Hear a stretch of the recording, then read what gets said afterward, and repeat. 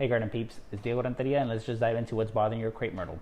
So your crepe myrtle is covered in black, but that's not the problem, even though it is aesthetically unpleasing and it might cause your tree to die.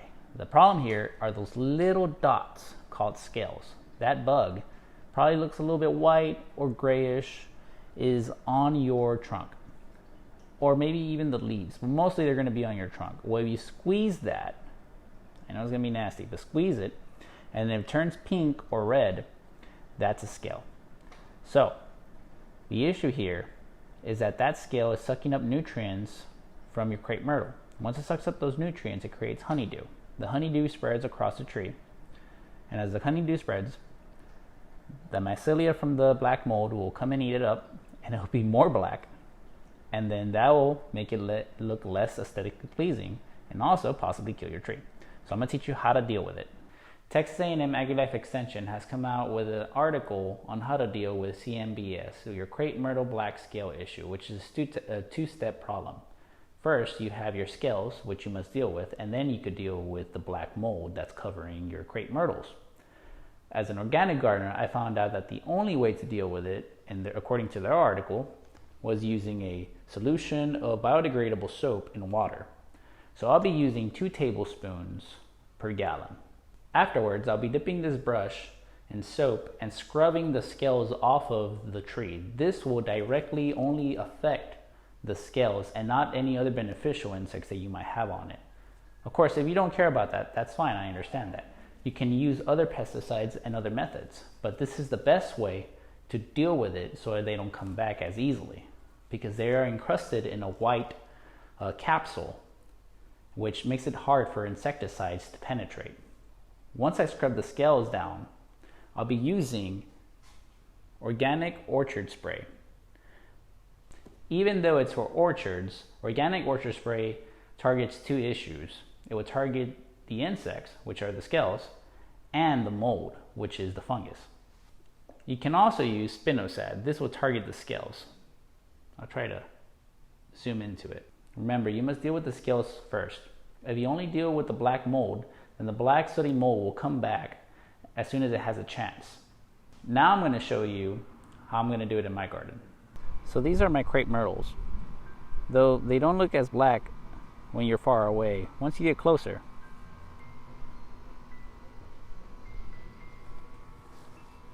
you see on the leaves, there's black sooty mold.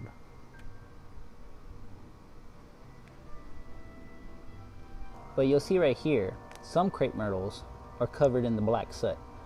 Now, I don't have as many scales as I used to, because I've noticed a couple of beneficial insects, which I'll be talking about towards the end of the video. If you see those patches of white, those were the scales used to be. Once the scales attach themselves onto your bark, they create this shell of sorts that is very strong and doesn't allow many things to penetrate. From May to July, 4 generations of eggs can be laid. Once you have several scales, all you want to do is grab some soap and water and lightly scrub them off.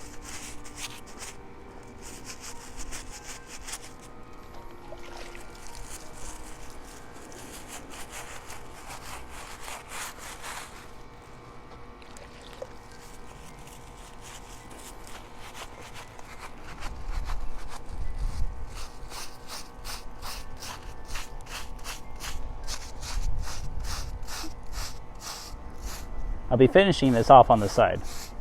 I finished scrubbing the crepe myrtle bark for the most part. There is a lot of little small nooks and crannies which are pretty difficult to scrub. I think that's the major issue here, that there's a lot of nooks and crannies that are difficult to scrub. One last thing is that there wasn't a lot of the scales. So I think I'm out of season since it's from May to July. And also I have a couple of predators out here like ladybugs and mealybug destroyers. Anyways, I'm gonna finish the rest.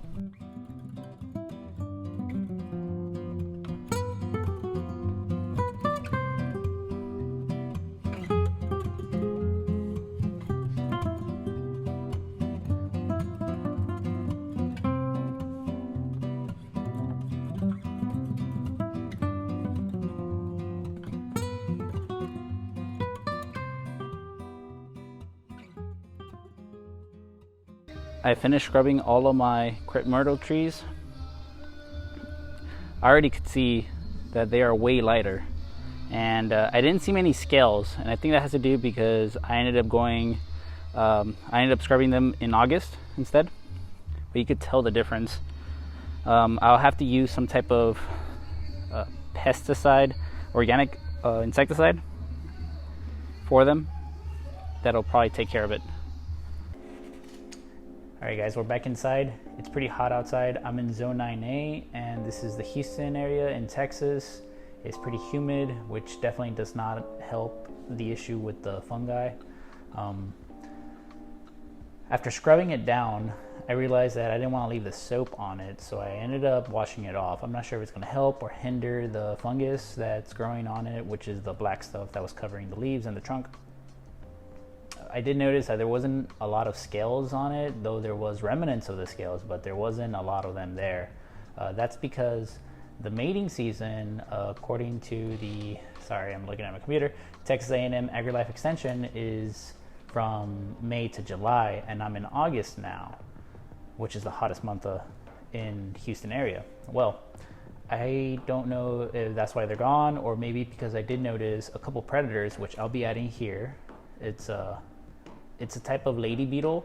I believe it was called the twice-stabbed lady beetle, and also a mealybug destroyer that I did notice. There were a couple of them in my trees.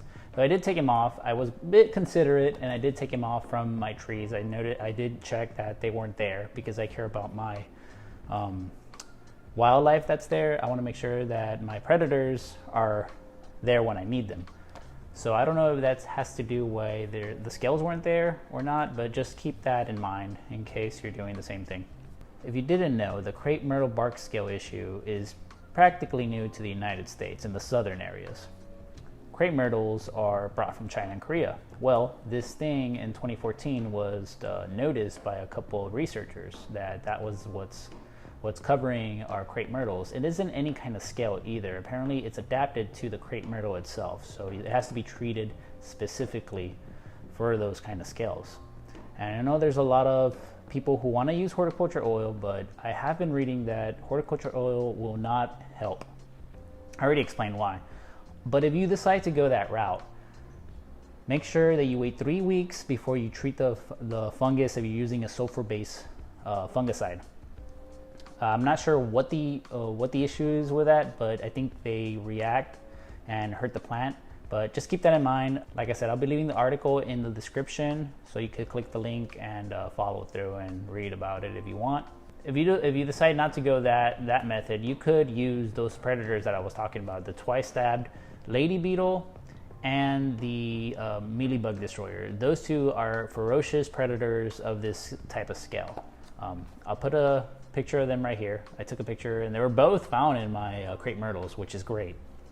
To avoid this overall, when you go to the nursery, bring up the CMBS problem. Tell them about it and see what they've done to protect those Crape Myrtles instead. If those Crape Myrtles aren't protected by it, or they don't know what that is at all, then maybe you look somewhere else, or inform them about it so they know, because this is a new problem since 2014. So this isn't something that we've been dealing with a lot, and it's going to affect everyone eventually, I'm guessing. If it doesn't, good for you, but it definitely affected me, and I think that's how I got it from the nursery. Alright guys, hopefully this video was informative and helpful overall. If you like it, please subscribe and like the video at least. I will thank you tons and a lot. And enjoy gardening. I already miss all of you.